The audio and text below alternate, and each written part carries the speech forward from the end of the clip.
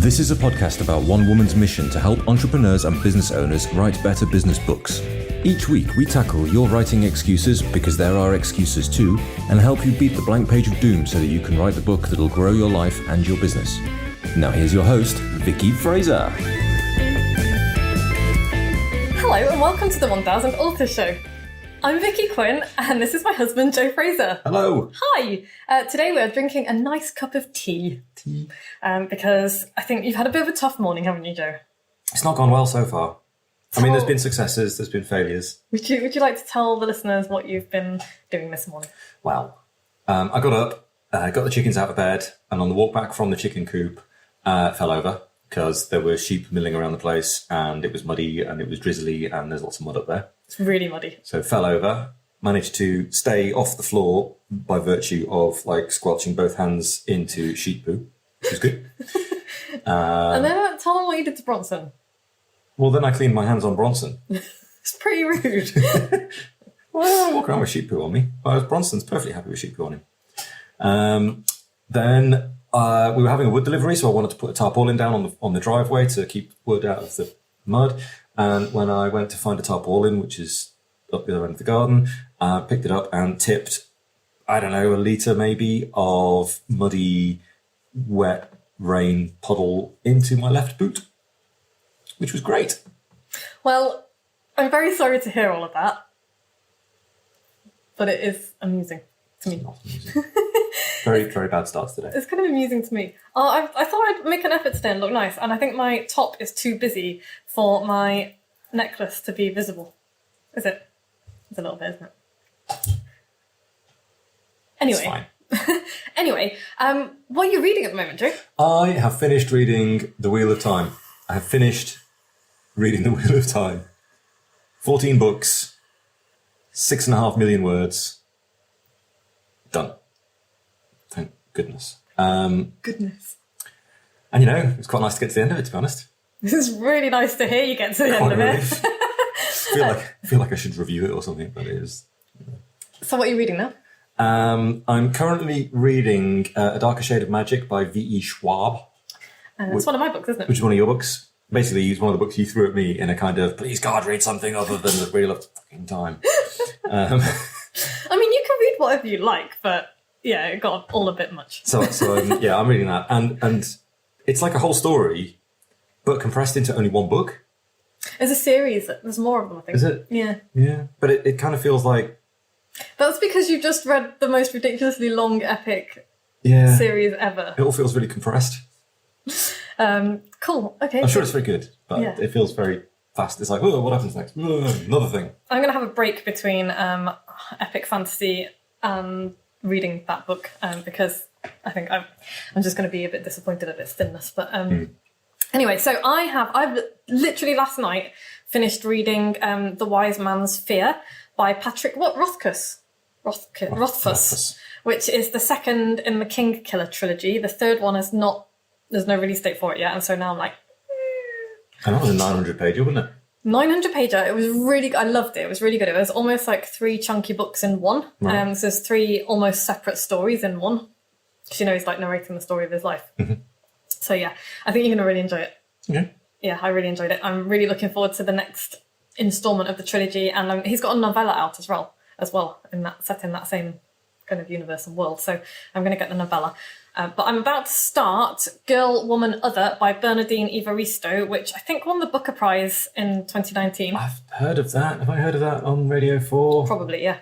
Yeah. So yeah, I am looking forward to starting that. I'm going to start that tonight. And non-fiction, I am reading Out on the Wire by Jessica Abel, which I actually have in front of me right now. So if you're looking at the YouTube version of this is it. Ooh, and it's a little bit different because it's a comic book. It took me a little while to get into it and get started. Thank you. but I'm really enjoying it, and we're having Bookaholics Anonymous meeting on Monday, so we'll talk about this in more detail. But it's really good because even though it took me a little while to get into it, it's a really great way of putting ideas into a book and being able to pull the key ideas out of what I'm looking at. Mm. So I've got really good notes because I always make notes on the books I read. So it's very good. I'm enjoying it. Yeah. And this week at Moxie Towers, I have been trolled on YouTube Nice. by a Trump supporter who was actually at the Capitol, right? So that type of person, who called me a racist. Nice. What? Why? So I do not know. And like when I first saw it, like my initial reaction would have been like 18 months ago, I would have probably had a meltdown over that kind of thing, because I would have just been like, why somebody like in public has called me a racist and thinks I'm an awful person. And then I had a closer look at who she was and was like, what? This is like, what? And so, yeah, she called me racist as all get out, which is a bit of a word salad and I don't really know what it means.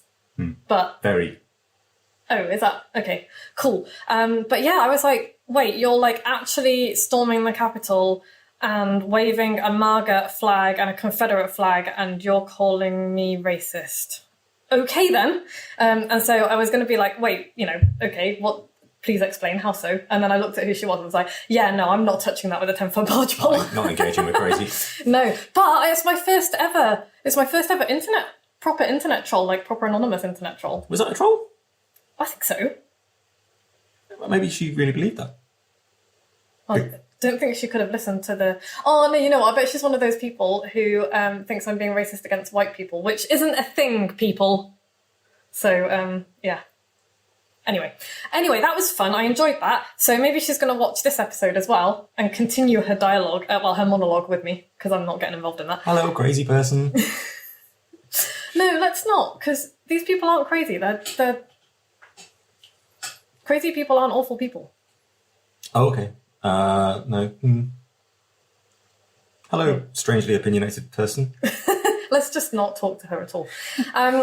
So yeah, anyway, that was that. But at Casa Dingle, we've been clearing out the greenhouse, we've been clearing out the raised beds, generally pottering around and all ready to start planting this year's vegetables, which is really exciting. With a planting plan.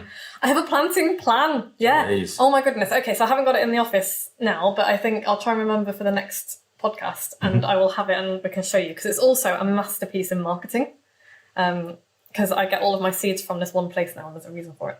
Yeah. So anyway, right. This week we are talking about the power of tiny. And so I thought I'd start by listing things that are tiny but powerful. Right. Like tardigrades. Okay. Your turn. What else is tiny but powerful? Ants. Yes, because they can carry like many times their own body weight. I haven't really researched this. What are we doing? Fleas. Fleas are tiny but powerful. Okay. They can jump like thousands of times their own height.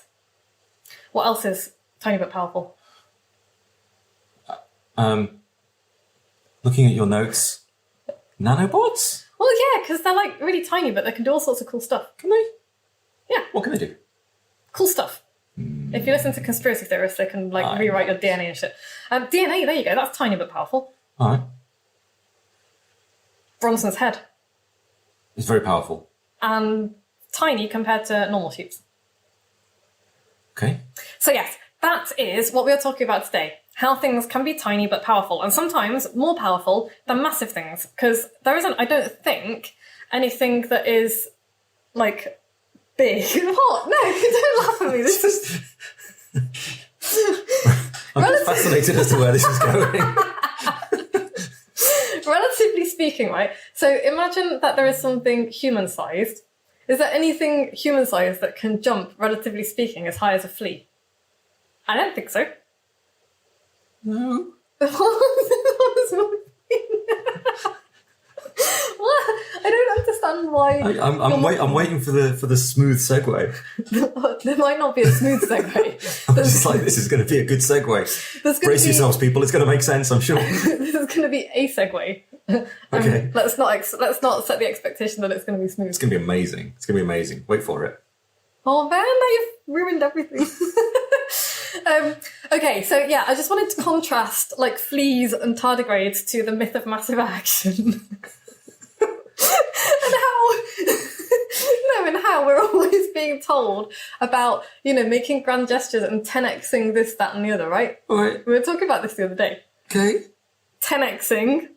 Which is like internet language for 10xing your business and multiplying everything by 10 and suddenly going from 0 to 6 figures overnight. Yeah, which doesn't happen. It doesn't, like, Okay, it vanishingly rarely happens. Yeah. I mean, if you invent quantum flux or something, then maybe. But if you were lucky enough to buy like a Bitcoin the day before it exploded, then that's probably massively more than 10xing. But anyway, my point is it doesn't really happen that much, and it's not realistic.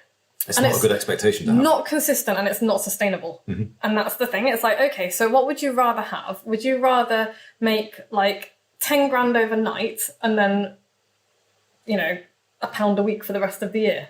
Or would you rather make 10 grand consistently once a month? I would like the consistent, please. Exactly. And I would like sustainability. Exactly. And that is my smooth segue from tardigrades and fleas to the topic of this. I mean, tardigrades are very sustainable, aren't they? Aren't they like one of the most sustainable things there is? Exactly. They're tiny and powerful. And fleas jump like 1,000 times their... So fleas... Tiny and powerful. But like giant... Okay, here we go. So like giant, overly muscled, like, those people, they're mostly men who look like triangles, and they can barely move because they've got all these muscles, and it's like, okay, they're really strong in one direction. Right. But then try and get them to do stuff, and they're just like, I can't do things. Okay. Mm-hmm. I mean, fleas like 1,000x their altitude, didn't they? Yes, I think we should move away from the tiny but powerful things and continue with... Okay, we'll just pretend... Okay, pretend that segue just totally made sense.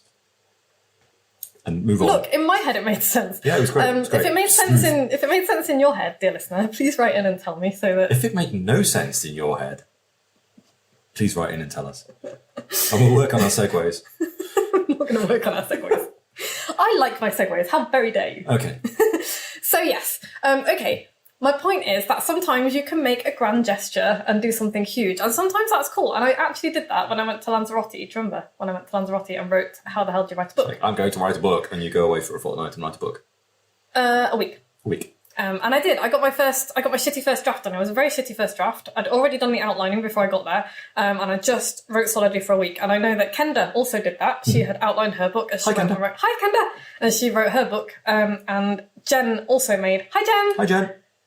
Jen also made massive progress on her book because we went away specifically for that. But that's not sustainable. You can't go away once a week every week. No.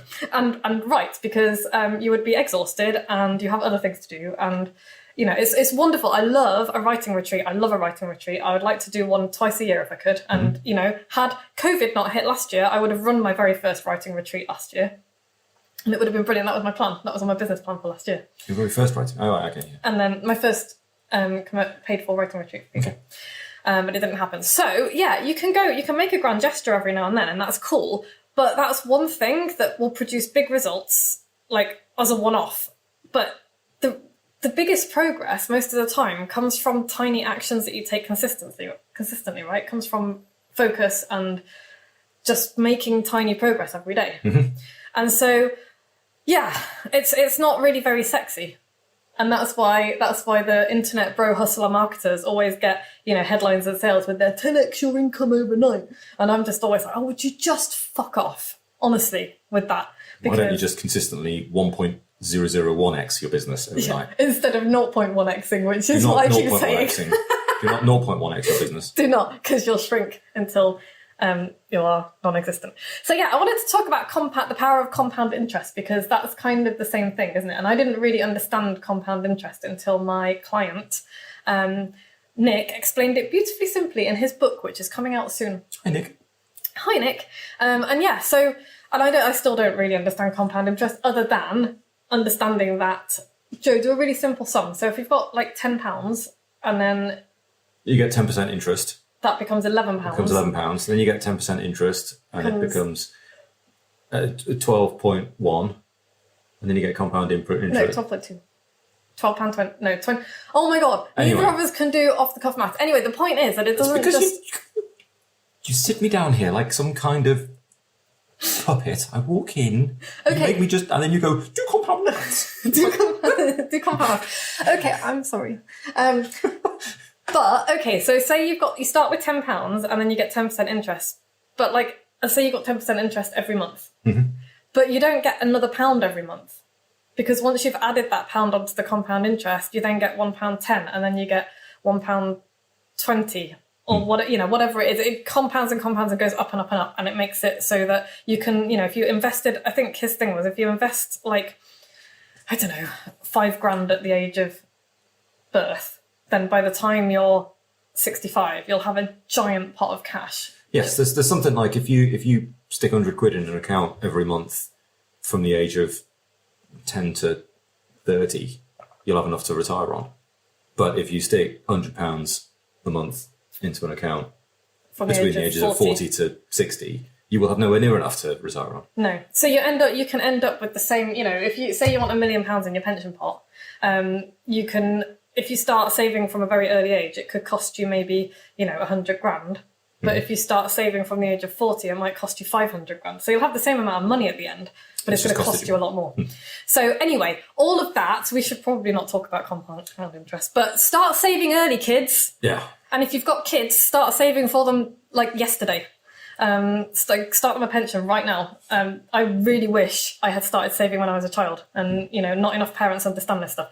But this is all linked because it's like, making 1% improvement each day on anything you do is going to compound. It's going to rack up real fast. So, but that's not sexy. Nobody's like, oh, I want to improve by 1%. It's like, it doesn't sound like much. It's like people, I want to improve. I want to 10 times everything, which... Yeah, but if you 10 times your business, that'd be brilliant. But if it kills you and your relationships and your time and your sleep and your sanity and everything else... And you only 10 times it once. And you 10 times... Yeah, and you're knackered. Yeah. Whereas if you can sustainably work out a system that gets you 1% a week... Yeah. And also, there are other problems... You're golden. It's great. Yeah. There are other problems as well that arise from growing too quickly. Most businesses will not, they really struggle with that kind of rapid growth, because it's like, how are you going to deal with the... You can't systemize it fast enough, and suddenly you're headless chickening all over the place. Yeah. And so, yeah, you got to have all sorts. If one of your aims is to make massive improvement in anything, you've got to make sure you've got the infrastructure underneath to support that, because otherwise you're going to make those massive changes and improvements and everything will collapse. Yeah, you'll go from having 3 customers you can cope with to 30 customers that you can't cope with. And then you upset them all, and then they leave, and that's that. You're done. Yeah. So anyway, yes, we're making 1% improvements every day, and I was going to draw. Could you grab me? Oh, hang on. I've got a piece of paper here. I was going to draw a terrible graph. So, talk amongst yourself, Joe. Infographics on the podcast. This is going to work brilliantly for those of you who are not watching the video. It is. It's going to be amazing, honestly. So Vicky's drawing things on a piece of paper live during the podcast. Oh my God. Oh, what? No, it's true though. Okay, so that is the graph. So it's really flat along the bottom for ages if you're improving by 1% every day, but then suddenly it will take off and curve up super steeply. So you've got time along the bottom and improvement along the top. Exponential growth, people. Exponential growth, people. That was a very crappy drawing. All right. James Clear calls it incremental gains. I call it tiny beetle steps because I'm more colourful than he is. You don't notice it day by day, but by the end of a year, when you look back at where you started, it's an enormous improvement because it compounds. And this is why I always, if you follow me on Instagram, you'll see me sometimes taking pictures of me working on my splits and flexibility. This is why, because it's really frustrating. You don't notice the difference every day. But if I then go back and look at where I started at the beginning of the year and then look at where I am at the end of the year, it's the difference is huge. Like, I'm up here at the beginning of the year and I'm almost flat at the end of the year. Mm-hmm. But day by day, you don't notice that. And it's the same with your writing skills. It's the same with, if you're writing a book, again, sitting down to write a whole book is a massive undertaking, and you're not going to do it all in one go. But if you're like, I am going to write 500 words a day, you'll do that, and before you know it, you've got a book. You've got a book. You can work out how long if you write 500 words a day, how long is it going to take to write a 50,000 word book? 120 days, half a There year. you go. 120 days. And most people will write more, on average. Yeah, once you've words a day. sat down and started writing, you probably write more. Yeah. All you need to do is build the habit. I know that sounds like super simple, but it's a lot simpler and easier to do than thinking, I've got to make this grand gesture, I've got to do this huge thing, I've got to write a book. It's like, no, you've got to commit to doing something small every day. Just a little tiny thing every day. And, what if we narrowed our focus? Instead of trying to make 1% gains on 10 different things, let's improve it even more. Let's pick one thing and focus on that to the exclusion of all else, and then just do that for a month and work on 1% improvement or 1% gains for that one thing for a month, and then see where you are. I'm a big, big fan of not headless chickening around the place. It's taken me a long time to. I think it's something of value as well, because it's very easy to just see the finished product, isn't it? It's very easy to see people go, I've written a book, and what you don't see is the habit and the incremental work and the time put aside and all the kind of things that go into it. Yeah. And it's the same, you wander around Instagram and you just see people doing incredible things in incredible ways, and you go, wow, that's amazing. Yeah. But it's just incremental work. Yeah. And I had that the other day on, I think it was your cousin actually. I posted one of my handstand videos and she was like, I could never do that. And I'm like, well, not right now, you couldn't, but that's not how I started doing it. It's like you start with the handstand drills that I teach people in the handstand classes that I teach. It's like you start with I don't expect people to get up on their hands first lesson. That'd be crazy. And it's the same with writing a book. I don't expect you to write an amazing first draft. It's, and actually I'm talking about this a lot on Instagram this week. It's like, I give you permission to write absolute shit for the first draft because that's what it's going to be. And something else to remember, your favourite writer's first draft was a big pile of poo. So like Stephen King's first draft, rubbish, total rubbish. And it's like, by my standards, it might still be pretty good, but by his standards, it's total rubbish. And that is the way it is. So yes. I just wanted to run through a bit about how I do this. Oh, and by the way, you're talking about not being able to see stuff. You see the finished result on Instagram and stuff. This is part of the reason why I love my team Moxie so much, because in the Power Hour, we all share what we're working on, and we share, I've got 500 words of shitty first draft done in this hour, and we're seeing it. We're seeing the process, and I'm sharing what I'm doing as well, because quite often people are like, I'm not a writer like you are, and blah blah blah, and it's like, I write like really bad stuff. Just lots of it, and then you polish it. Yeah, and so I get to share that with people, which is really, really cool. And, again, it's like building that habit. The people who show up every day, sometimes twice a day to both of the writing sessions, are, they're doing awesome things because they're doing it every day and they're not expecting massive results because they don't happen until later. So anyway, what I do is I wanted to just share. I always have my long-term goal and my lifetime goal, which is to become the best writer and writing teacher I can possibly be. I am never going to reach that goal. That's not a goal that I can ever reach. It's never going to end. And that's not the point either. The point is improvement. And I deliberately don't have this big goal that I can one day reach. Like my goal isn't to become a Pulitzer Prize winner or a Booker Prize winner. That's probably never going to happen. That's not the kind of book I write. If it does, that's flipping awesome. But that's not my goal. My goal is to just become as good as I can possibly be and move as many people to make good changes in their lives and, live a better life as possible. That's my goal. But, that's not something I'm going to reach. So what I do is I have smaller goals in the meantime as well. So I'll pick a goal for each month from my list of many things that I want to do. This month I am running my Write Night. And by the time you listen to this, Write Night's running on Tuesday. So if you haven't got your play share, it's only £99 for 4 hours of writing sessions and meet and greet. We can, you'll set your goals, ask questions of me and of the team, and you also get the recordings and stuff as well. So yeah, that's happening on Tuesday. But that's cool. My goal for this month is to create that, put it together, and put as many new faces in it as possible. Nice. Yeah, that's the thing I'm doing in January. In February, I will be doing something else. Have not quite decided what yet. I'm going to decide this week. So yeah. But this is something that you can do as well. So everything that I've been writing over this past month has been aimed at building up buzz for my Write Night party. I've mentioned it a lot. I haven't opened the cart yet, but I've been talking about stuff like, setting writing goals, putting time aside, building a habit, finding a group of people that are going to, help you and lift you up and move you on. And all of that is relevant to the Write Night that I'm doing. And also the fact that January is bloody miserable and let's have a bit of fun. And that writing should be fun. I have not been distracted by trying to write another Mindle or create another new product or do any of the other things that I'm normally trying to do at the same time. And it's just, I feel quite pleased with myself, actually. Quite grown up. I feel quite grown up. So yeah, and I will report back on the results of all this. But I know I've stuck to the actions. I can't control the results. That, what will be, will be. All I can control is the stuff that I'm putting out into the world and the actions that I'm taking. And that's the same with writing your book. You have no control over what your book's going to be like or, whether you're even going to finish it. The only control you have is I'm going to write a bit more each day. And by the time you've finished that, that's when your book will appear. It's like you can't conjure up a book out of thin air. It doesn't happen like that. So does that make sense? Yeah, you're not guaranteed the results. You're just guaranteed the action. Yeah. Who said that? It's from the Bhagavad Gita. Yeah. Yeah, which is, I think it's the Hindu holy book. Nice. The holy books. Yeah.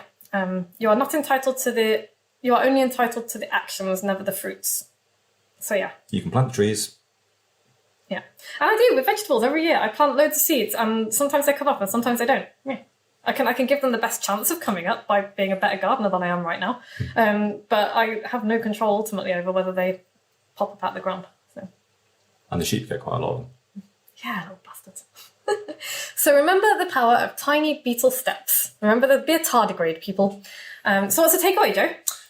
Forget about the giant gestures and huge overnight improvements. Just focus on one thing to the exclusion of all else and take tiny beetle steps towards it. Yes. And join us on Tuesday, January the 26th, 2021 for the world's first ever Moxie Books Write Night from 10 p.m. till 2 a.m. I'm going to have my bottle of alcohol-free Prosecco because that's how I roll.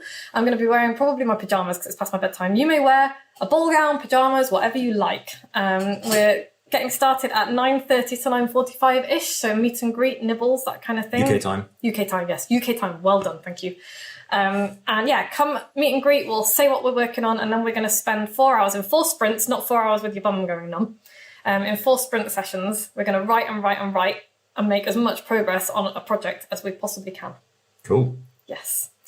And that's that for this week. Coming up next week, we're going to talk about how to choose a writing coach or a book coach. Okay. Yeah, because I think I've had a few inquiries recently, and not everybody's a good fit for me. I'm not a good fit for everybody, and so I wanted to do a how to choose a writing coach or a book coach. Nice. That'll be useful.